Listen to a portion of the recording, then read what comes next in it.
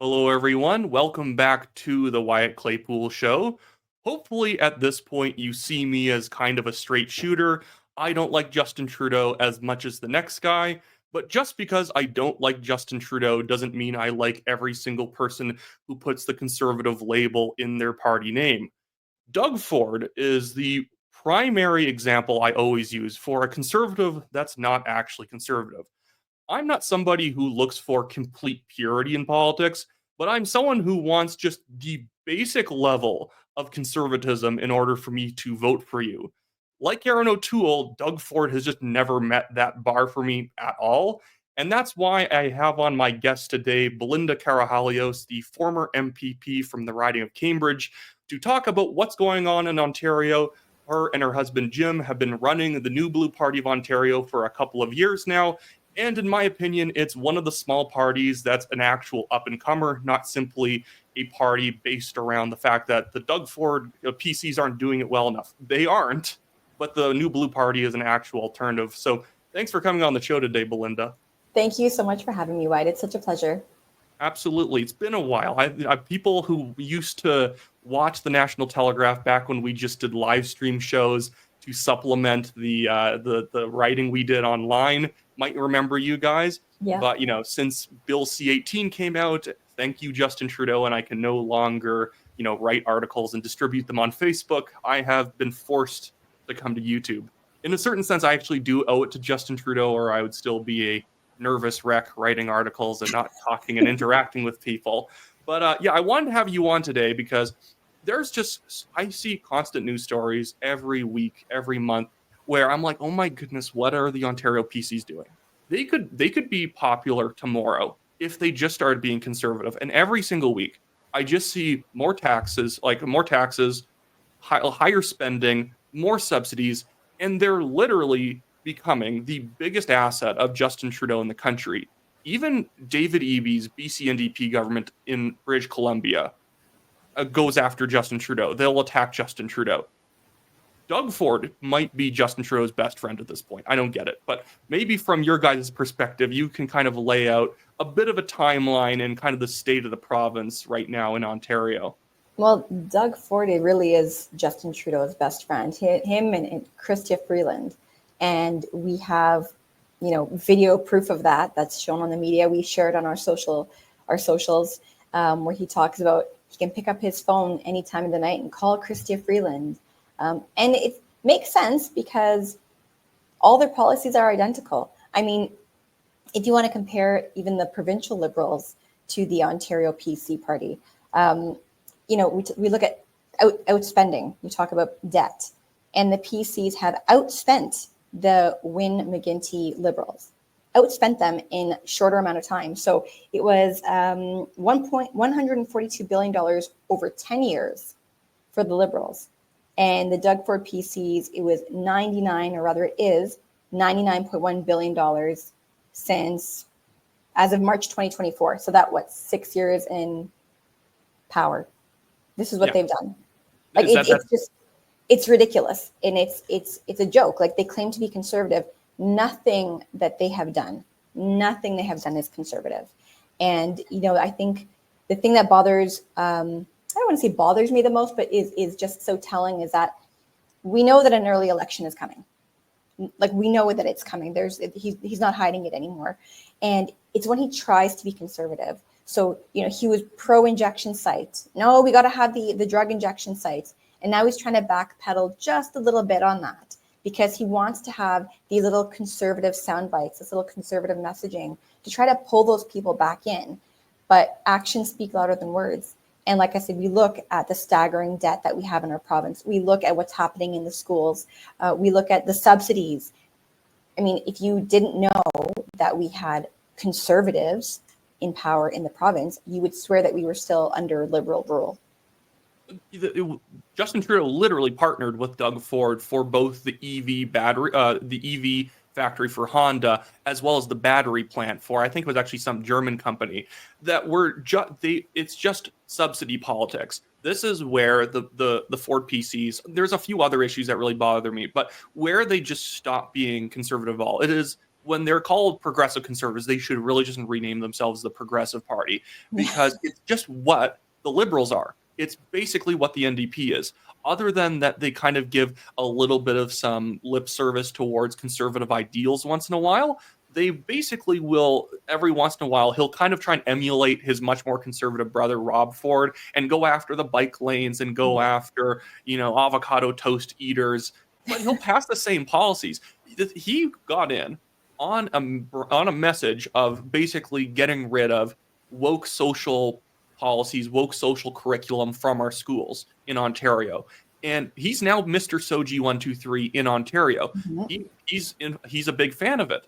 We keep seeing, and this is sometimes I find it annoying with conservative media in Canada, that you'll hear all these crazy woke things are happening in Ontario schools, in Ontario universities, and then at no point is it brought up that isn't Doug Ford the premier of this province?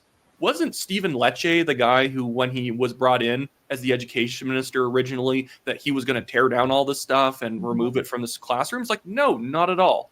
And all the way that he's basically tried to buoy his support, despite being deeply personally unpopular, is just targeted subsidies to specific regions and to specific industries, which is how Kathleen Wynne and Dalton McGuinty's Liberals always used to get back in. They weren't doing a good job, but in certain ridings, they had provided some sort of service or some sort of industry subsidy that kept a bunch of people employed with, frankly, fake jobs. They're fake jobs which will eventually fall away anyways. Yeah, it's a distraction tactic, right? That's what I think. It's a distraction tactic, because if we're doing, subsidies here and we're going to bring in so many jobs, in Aurora, they pulled in it was an Amazon warehouse or some massive warehouse, and it might not be Amazon, and they said it would attract something like 3,000 jobs. So I think they ended up hiring a couple hundred people. So, but again, a distraction. Like going back to the schools that you mentioned.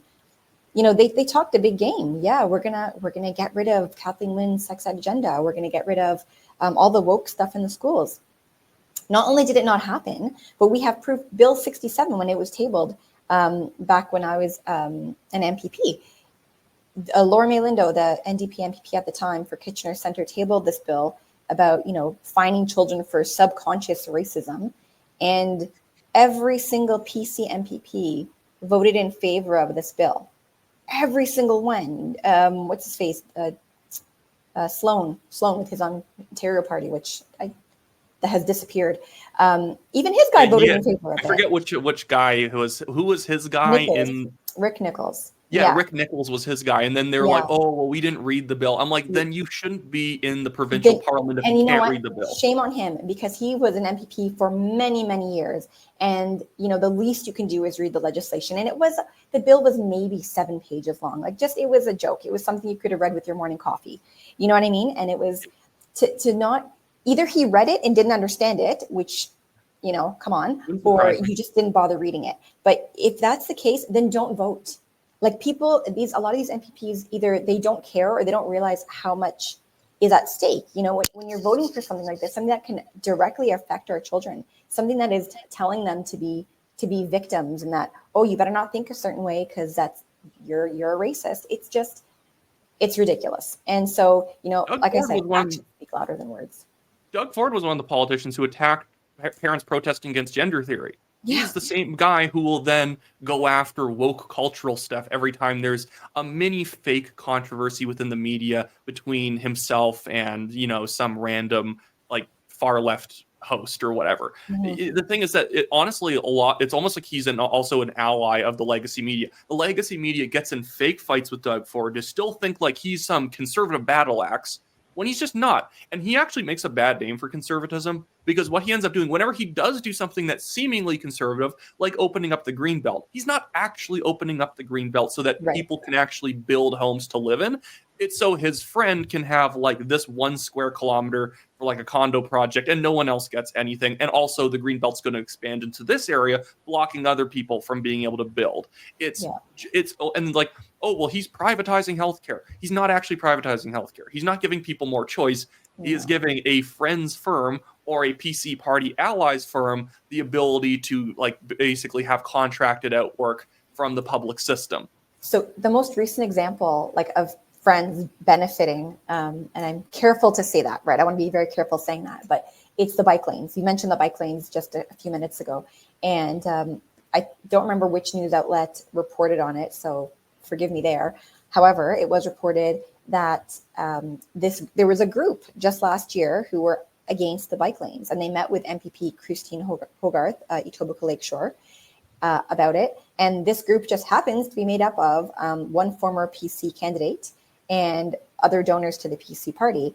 And now, a year later, after this meeting with MPP Hogarth, the bike lanes are being discussed about being removed. I mean, it's in a bill. The bill is at committee right now, if not through committee, and they sped up. There was hardly any debate on this particular bill or any committee time provided, because the PC party, as they often do, put through a motion to limit the amount of debate that is allowed on these bills. And you got to ask yourself why. Like, why do they not want the MPPs to do their job and flush out the bills and discuss them and talk about the pros and the cons and get the debate going? And that's the thing. Even if I don't really reward people for sometimes in some ways doing the right thing if it's for the wrong reasons. Because what it's been endorsing in Ontario is old style, like 1880s New York City type graft politics or spoil system politics, where unless you know somebody in the government, you cannot get anything done. And can even some of that stuff be somewhat good?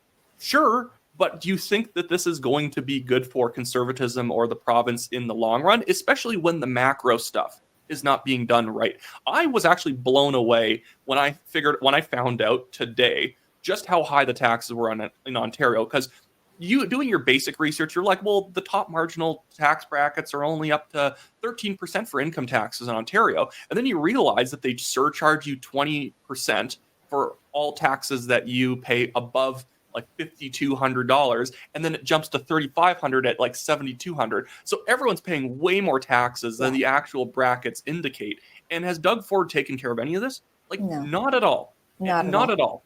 And the thing is that this is where there actually does need to be an alternative. While I do want to keep talking a little bit about the PC party, but I also do just quickly want to plug you guys.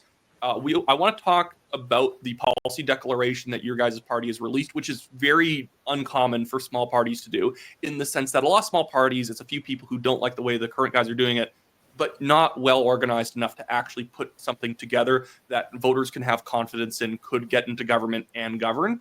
So I want to get to that, but I do just want to remind people, if you live in Ontario, I'm going to put a link down both in the description of this video as well as pinned at the top of the comments. If you live in Ontario, please get a New Blue Party membership, because even if you think that the Liberals or the NDP could be worse than the PCs, the only way you're going to make the PCs do anything better is if there is a threat to their power from the right, because they keep shifting more and more left because the only threats are to the left. Mm-hmm. And in their minds, if they move more left, they box out the Liberals and the NDP. So that means we're all getting worse policy just to keep Doug Ford in office longer, which once they get thrown out, then you're going to have voters make the wrong conclusion that, well, they were conservative, so we need somebody to the left of even them to get this job done. So go and check that stuff out, guys. But Belinda, maybe you can sort of ramp up on what the whole policy declaration is and how you guys came about creating that.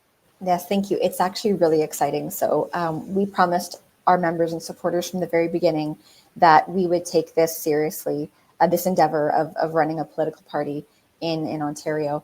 And it's a lot of work. It's been hundreds of hours to keep up with the obligations to Elections Ontario when it comes to finances and all of the I don't want to call it red tape, but all the things that are required of a political party in order to continue running, things that the Ontario Party couldn't do and did not do, which is why they eventually just kind of crumbled. To give people some background too on this, just because I actually was there at the creation or recreation of the Ontario Party. So if people don't remember, Derek Sloan ran for the 2020 leadership against O'Toole, Lewis, and McKay. He was then kicked out by O'Toole. I disagree with that. It was for silly reasons, ridiculous. But then after not creating the federal party, he was going to create called the True North Party. He collected like $150,000 into Sloan PAC to do that. Never did that. Went over to Ontario and then inherited the Ontario Party leadership.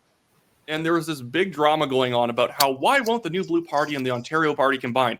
I know Sloan's team. They literally told me behind the scenes that they were not actually ever going to make a deal with the New Blue Party. Yeah. So if anyone in the comments is going to wonder about, well, why don't they combine and maybe they can take on the PCs? It's not going to happen. And they already wrecked They're themselves. being funded by the PCs. The whole point of them is to distract. Like they just want to be a distraction to ensure that we don't get as much support as we can.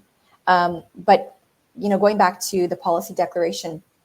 So I printed up a copy here. It's available online as well, but so all of our card carrying members, they were able to submit policies at the beginning of this year, and from May 21st through to June 17th, I shouldn't say beginning of the year. So they had about a month to submit their policy ideas, and then we met in Waterloo for a couple of days, and we had a full-out policy meeting, and it was great. And people went up and they presented their policy ideas and they debated them. And it was a very fulsome, really great discussion that we had. And, you know, the side effect to that too is that a lot of our members, you know, we have people from all across the province. We're very, very fortunate. And for them to all connect, because it can be very isolating, you know, if you're in like Timiskaming and Cochrane, right? Like we might have a small group of members there where we have a much larger group in Cambridge. And for them to be able to connect to other New Blue members across the province was really, really great for everyone. But we have 42 different policies that have been proposed and that are now in our policy declaration. And, you know, it comes back to our founding principles. We will be guided in our constitutional framework and its policy basis by the following principles. So, you know, a great one, for example, we have 42. I'll pick up a couple. Yeah, I'm not going to force you to read all through all of them. No. Oh, gosh, no. New Blue Party supports legislation that bans lobbyist activity in political party elections and other internal party votes. This is fantastic because I had tabled Bill 150 to create, for internal party elections, to create some rules around that. Because right now it's like you did that right away too, as soon as the PPs entered. Yeah, you got like your first. Yeah, it was my first private members bill. They call them PMBs. So if I refer to it as that, excuse the acronym. But it's, you know, the internal party elections are the wild, wild west. And the PCs are notorious for having issues with their internal party elections. Yeah. We saw that when Jim ran for party president, right? Like I'm very well aware of that from running in Signal Hill over here and getting kicked out because they don't want you to win. Jim, by the way, if people don't know this, there's a lot of people who declare they're running for leader here and there, and it's like most people you can kind of ignore if they're not a big name. Jim, when he ran for the federal Conservative leadership in 2020 alongside Lewis, Sloan, McKay, and O'Toole, he, in the 3.5 month or 3 month period that he was in the race, raised money faster than McKay and O'Toole did. He kicked butt. He did great. And by the way, he was also the one, you and Jim Karahalios, Belinda Karahalios, started the Axe the Tax movement that is now basically 50% of everything that Pure Polyev talks about all the time. That's not a slag at Pure Polyev. Good ideas are good ideas, but people should always honor where the ideas actually come from. Because you get so many people who will be like, well, who cares about Jim anymore? It's not 2018. Well, apparently everyone keeps talking about Axe the Tax even still, so it's not exactly just not 2018 anymore. Yeah, and so Jim has and continues to have his finger on the pulse of conservative-minded people in Ontario, and he knew like a bad idea is a bad idea. Carbon tax is a horrible idea. It makes absolutely no sense, and that was for him to have said that publicly, to axe the carbon tax, was very unpopular among liberals, conservatives, everyone, right? And he went out there and he preached and he talked about it and he rallied against it. And sure enough, it's taken almost, well, not quite 10 years. It's taken a number of years, but it's picked up steam. And now that's all everyone can talk about. And for goodness sake, they're calling it Axe the Tax, right? Like that's their slogan. Like it couldn't be any more obvious. Axe the carbon tax, axe the tax. And it's the same with the injection sites. Like back in 2018, when I was running to be the candidate for the PC party, and I knew the injection sites, the drug injection sites, bad idea. People don't want them. And I joined the PC party at the time, thinking that Doug Ford was the conservative that he claimed to be. And we knew really quickly that he was not.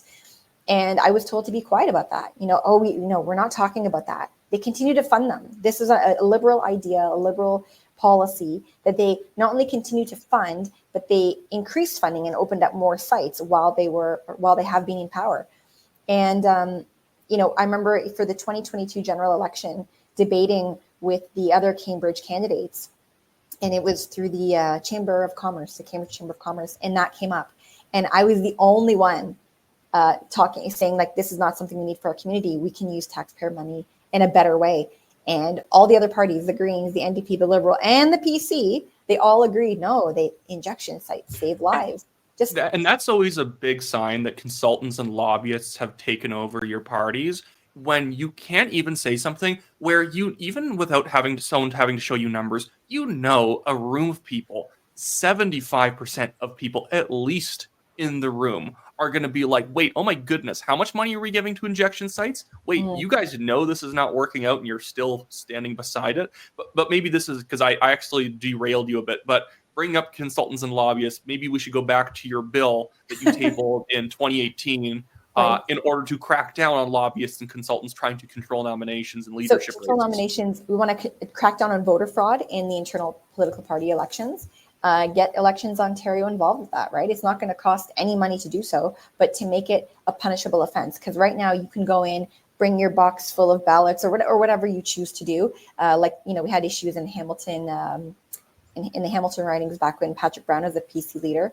And, it made the news. They had a printer on site. They had bell bills showing up. Complete fraud, but nothing can happen. It's not a criminal offense. It's not an offense at all. So we need to crack down on that. And so that's one of our policies. It's actually policy number 3. Ban lobbyists number 2. Implement Bill 150 is number 3, because it's so important. When you are these nomination process, these nominations, right? That you're choosing the candidate who is going to potentially represent your community in the provincial legislature. You want that person to be elected in honest ways, democratically, right? 50% of ridings are basically just nominations, in the sense that the person who's going to win is already predestined because that riding just votes that way. And so when it's literally in control of whoever has control over the printer or the ballot box in that riding, who's going to then represent people, that's a problem. Like, I'm actually okay with parties appointing people, but you have to be honest that you're appointing them. You don't have a fake nomination where you sell a bunch of memberships to gain people's data. They feel like they're connected with the party, and then somebody is chosen as the candidate. Really, they were acclaimed through fraud. But they get to retain your data and keep asking you for money and all this stuff. All these parties would immediately wouldn't do appointments if they had to be honest that it's an appointment. Right. As a lot of people would say, what's the point of being part of this party then? And think of the money and the time, right? Like, people are donating their money for these candidates. People are donating money to buy the memberships. People are donating their time. Like, it's very unfair to those individuals. But then even going further, like, who are you beholden to? If someone is just going to guarantee, don't worry, Wyatt, this is yours. It's in the bag. Don't worry, right? Who are you beholden to? The people, your members who bought those memberships to vote for you, or the guys in the back room saying, I got you? You're beholden to the guy in the back room, right? And so if you say a thing, they could just spill out the fact that this person actually committed fraud to get their nomination. And they could just blame you for something. You have something now sitting over your head where you're complicit whether you wanted to be or not. And even if you're an honest guy who might have been able to win himself, if they put their finger on the scale anyways, you still seem like a hypocrite. Yeah, it's dirty business, right? It really is. So we need to see big change in that area, and so that's why that's in our top. It's in our top 3. We have reduce administrative costs in education, alternative schooling tax credits. It's just reduce electricity rates. These things make sense. A parent's bill of rights, free speech immunity in education. It is gold. If anyone wants to or has a chance, they should go to newblueontario.com/declaration. You can print out. I'll make sure to link that in. Awesome, thank you. You can print out the PDF, or you could just scroll through. We have it nicely done. And we do have things on environment, on health. We have housing, labor. We've categorized everything into the current ministries that we see in the legislature. And like I said, we have 42 different policies put together, put through by our loyal members. And we're the only party that's done that. We're the only party that's done that in years. And the funny thing is that it's not like what you guys are doing is seeing that the PC party is just not conservative enough. They're not conservative at all. You guys are basically on a mission to just achieve what the PC party says it's attempting to achieve, but they're just never going to actually do it, and they'll never do their it. actions. No, they're beholden to the lobbyists. They're never going to do it, right? And most of the people running the PC party are in fact liberals. Like they're not conservative by any stretch of the imagination. And the challenge that I've noticed when I was door knocking in 2022, and even talking to people like every day. I was in Markham the other day, and someone mentioned it. It's people tend to vote for the leader and not for the representative, and I think that's really, really dangerous. Because when you're voting for a leader, then, I mean, what's your expectation at that point? That he or she is going to make all the calls. But that's not how this works. Like, you should have an MPP who is willing to step outside and say, you know what, no, this isn't right. And even though it's not popular, the people that I am being paid to represent don't want this, or don't like this, or do want this, right? And that's what I did when I was an MPP. And in Ontario, I'd argue it's even lower resolution than that. People aren't even voting for the leader in terms of Doug Ford. Nobody actually likes Doug Ford. They like the vibes of his much better brother, Rob Ford. Because Rob Ford, I even had somebody repeat the other day, and they don't like Doug Ford. They're like, well, the last good thing he ever did in Ontario was getting rid of councillor benefits in the city of Toronto. I'm like, that was his brother. Just letting you know, that was his brother. Doug had nothing to do with that. That's why one of my favorite things I've ever heard about Doug Ford was Jim's quote from when he was working for Rob Ford and when he was in his last term as city councillor, that people don't know that my brother's a giant pinko. And the thing is, you can see it in everything that Doug Ford does. What's the difference between a Justin Trudeau policy and a Doug Ford policy? It's the same difference as between a Justin Trudeau and a Jagmeet Singh policy. It's just the dollar signs. Mm-hmm. It's just how many millions of dollars are going to go towards this bloated program, are going to go towards this subsidy or that subsidy. It's crazy how much people actually pay in taxes in Ontario to get back to this. It's wild. The top marginal tax rates are 53%. And that is not even taking into account that there is a 13% harmonized sales tax in the province. And the thing is, that's actually why I don't like HST in general, in the sense it allows the provincial government to pretend it's not the one taxing you. It's the harmonized sales tax. This is where I'm going to give a small endorsement to Bill van der Zalm in BC, because people will be like, well, BC's like sales taxes and federal taxes combined are then higher, though.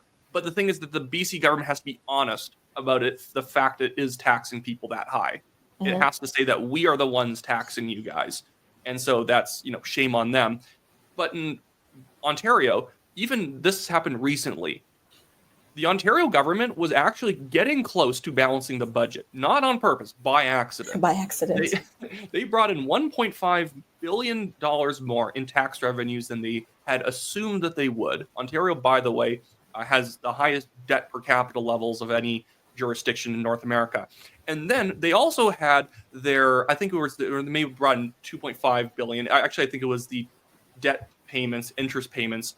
They came in $2.5 billion lower for the next year than they also assumed. So they had like 1.9 or $3.9 billion more money or less expenses combined than they first assumed. So they were actually about to run a surplus just based on those two factors. And then Ford spent more money. He spent themselves back into a deficit, to pay for the $200 handouts and whatnot, which is really pathetic that they don't even have the cash on hand to bribe people with their own money in a substantial way.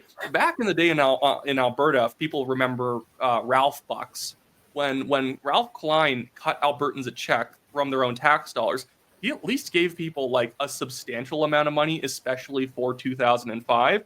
Doug Ford's $200 at the start of his term is probably worth that $200 is probably only worth 60% of what it used to. Yeah, what's that going to do for many people? Like, it'll help maybe some people, but a lot of people that have been connecting with us by email are saying, what does that do? That doesn't even pay for a week's worth of groceries.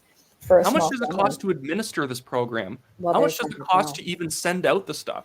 When you actually add all that stuff up, it's a completely worthless just election tactic. And that's the thing.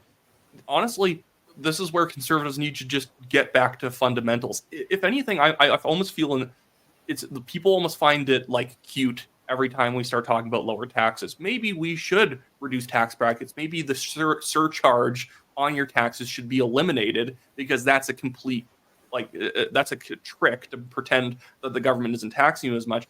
But I always find people are like, well, that's cute, but we got to, subsidize Honda or whatever for like EVs or something. Mm-hmm. At the same time, then Doug Ford acts like I'm a tough beef-eating conservative who's fighting back against right? woke He's the people. everyman, right? Yeah, but then he's subsidizing EV companies or whatever. Like, that's not even something that David Eby is doing. Yeah, it's pathetic. But people don't look at these little details, and they don't realize that you have this political party that doesn't have any type of policy creation with their own members. They don't care enough about their members to show them the decency to say, hey, we value your input. We want to make sure that this party is going in the direction that you want to see it going in. So they haven't had a proper policy convention. The one in 2018 where Jim ran for president was a sham. That wasn't actual policy convention. They didn't apply anything. There was ballot box stuffing at that one too, even though apparently they got rid of Patrick Brown because of all the ballot box stuffing in part, although they made up an excuse that it was because of his personal behavior. Right. It just, the more things change, the more they stay the same with them, right? This is why, we consistently say that it doesn't matter who the leader of the PC party is. It doesn't matter who it is. It's the same people running the show, and things will never change. Things will never change. You've got the same, MPPs running all the time, and they're all too afraid to speak their mind. They will never step their toe out of line, ever. And I'm speaking from experience, being in caucus with these individuals before I was kicked out for having the audacity of voting against a bill that was dreadful, like Bill 195. It was literally like dictatorial powers for Doug Ford to call lockdown whenever he wanted. It was made for Cuba. Like that bill was ridiculous. Basically, like you said, he could make the decision about anything he wanted, whenever he wanted. That's not Canada. That's not the country that we live in. And it's the fact that they all just, and I know some of them were uncomfortable with it, but, we don't want to get kicked out. We don't want to get kicked out of the party. And they were all worried that I was going to be kicked out. And I did. And that's okay, right? Because good things came from that. It was so common sense too. Even, wasn't it like the Ontario NDP voted against it? That it was so ridiculous. Even the lefty parties were like, this is obviously not okay. It was, you're making me think if it was there. Yeah, there were some, I think some of the Liberals voted against it. I think it was a mishmash, but all the PC MPPs, they're all fine with it. Just to give away their ability to vote. Just completely just hand it over to the premier and his executive team. And it's such like they should be hanging their heads in shame for that. And but good things came from it. Like, I was an independent, and then we started the New Blue Party, and it's been amazing.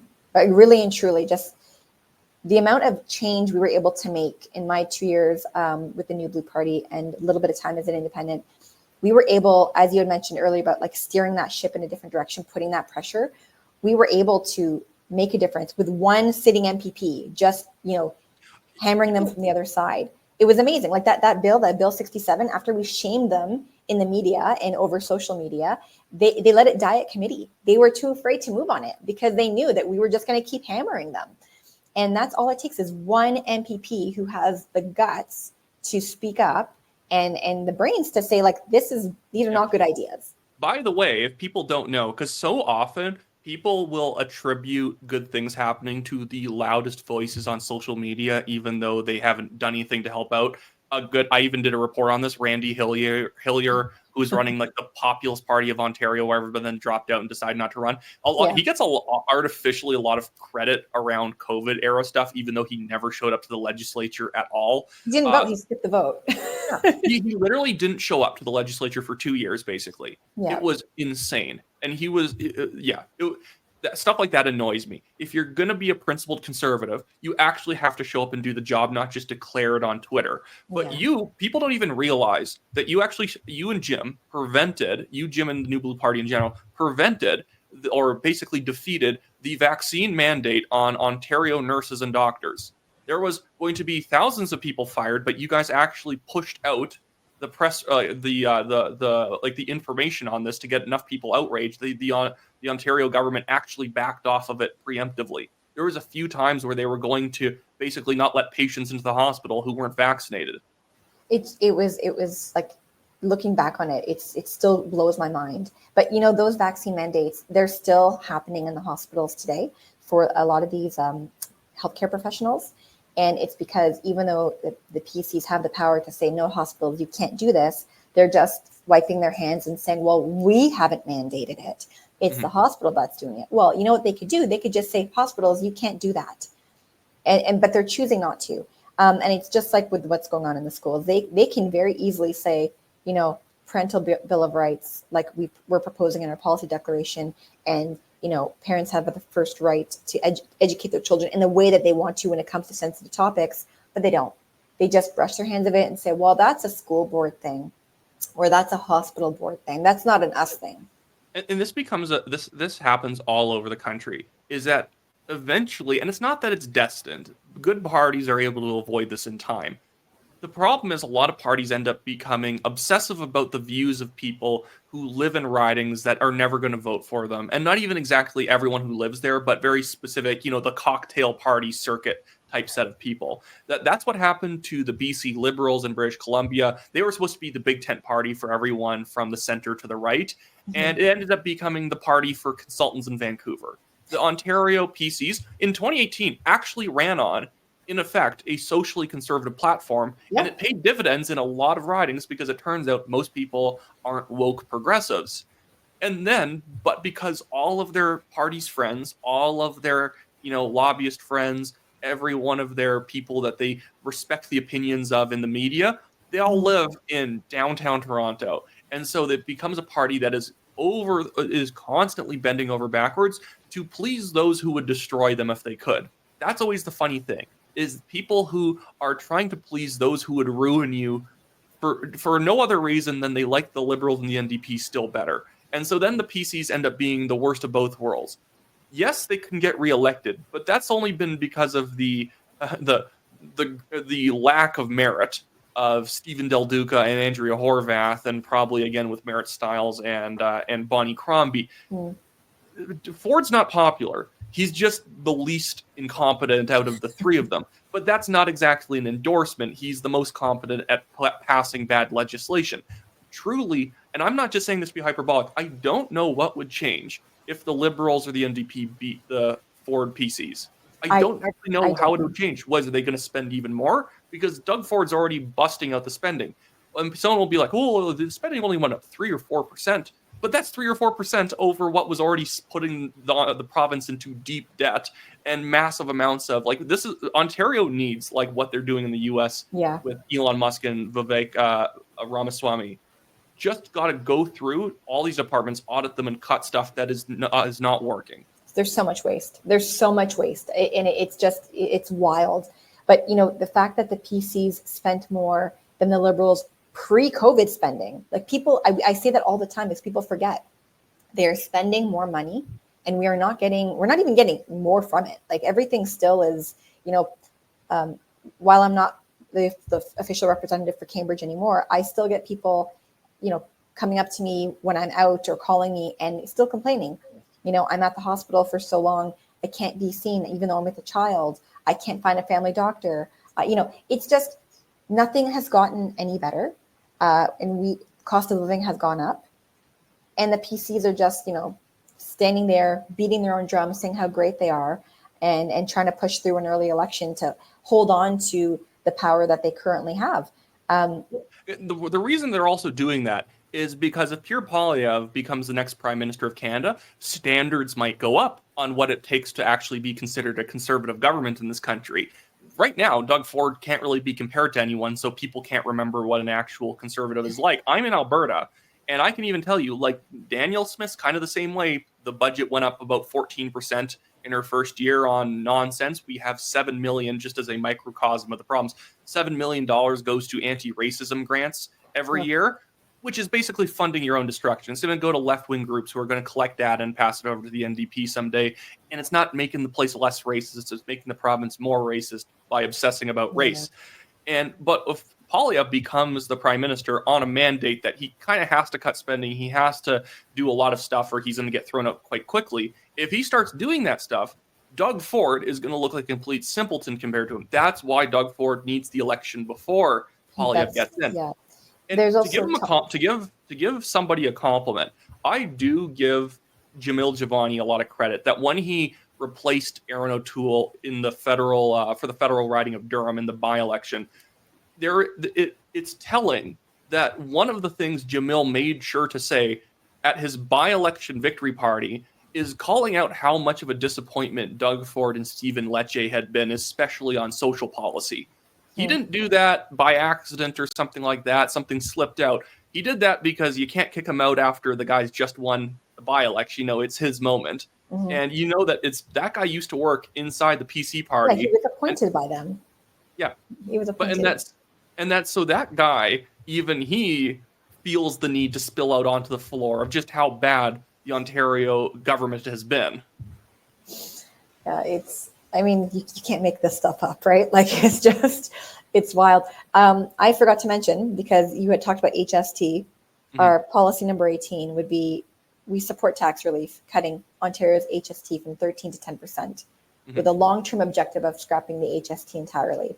So I wanted to bring that up because you mentioned HST, and I'm sure a lot of your viewers are also interested in scrapping the HST. So that is something that we are committed to at the New Blue Party. Good policy.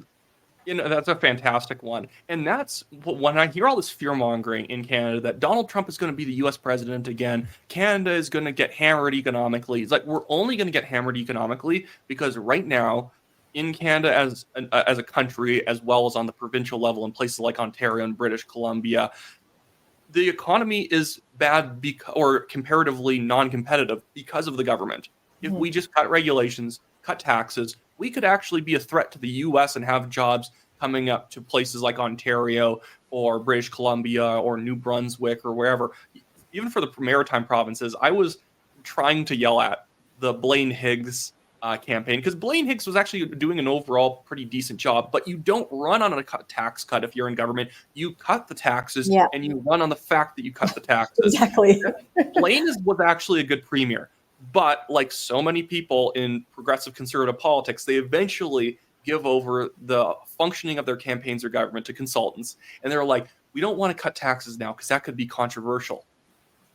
Being controversial is not actually bad sometimes. No, it's not a bad thing. I think that actually perfectly describes your husband, Jim.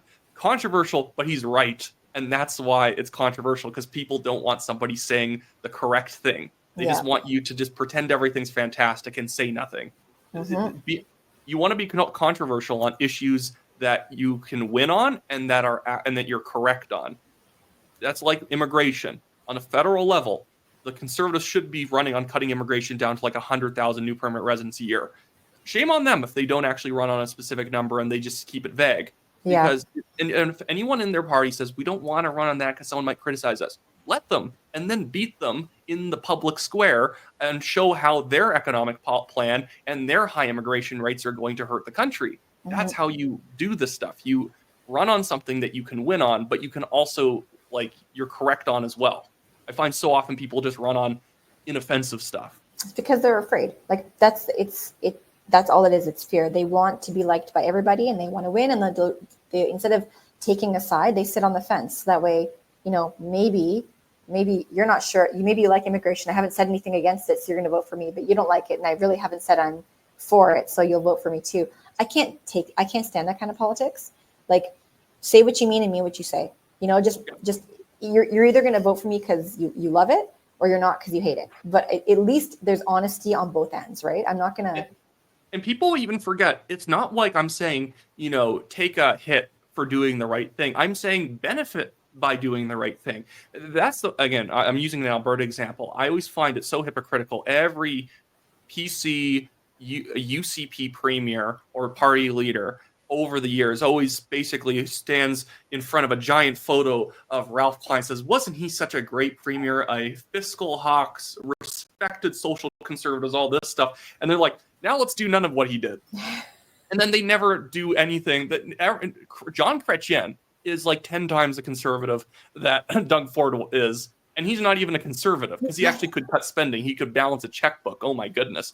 It's always funny how we wonder why kids can't why kids, or when they're like young adults, they don't understand economics. They don't know how to save money when our government doesn't know how to save money either. When we're surprised that people grow up not having a good financial literacy when the government doesn't either. We have no good examples, no good leaders. It's a shame. Doug Ford is just, he says what he thinks is going to get him votes. He doesn't stand for anything. I don't think he actually believes in anything. I think he believes in whatever is popular at the time in order to get reelected.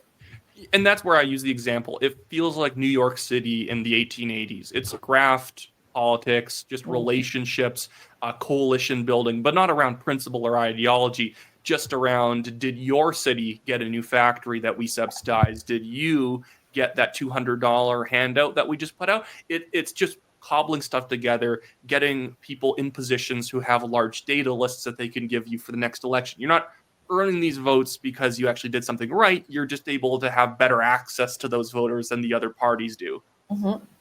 Anyways, but I guess that's probably a good place to end off the video here. Thanks for coming on, Belinda. Again, I fully endorse, so that nobody doesn't understand where I'm coming from here, I fully endorse both Jim and Belinda Karahalios, as well as the New Blue Party. So if you live in Ontario, please join the New Blue Party on my behalf, since I don't live there. They're really good what they're doing. They actually have policy declarations out, like they actually pass policies democratically. They actually have EDAs in every single riding. The PPC doesn't even have that. They keep getting EDAs deregistered because they don't file their financial returns. Jim was the first party. Actually, I think the New Blue Party was the first one to hand in their financial returns after 2022.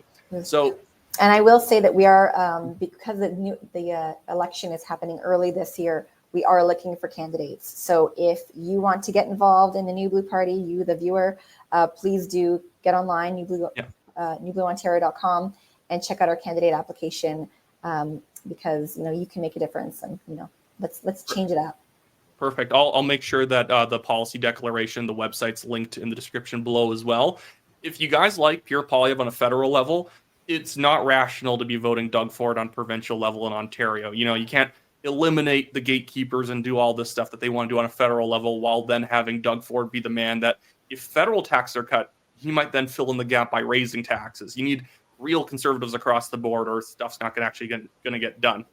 Anyways, so see you guys all in my next video. Hopefully you liked this longer form interview format. Thanks to you, Belinda, for coming on. And I guess I'll see you guys all next time.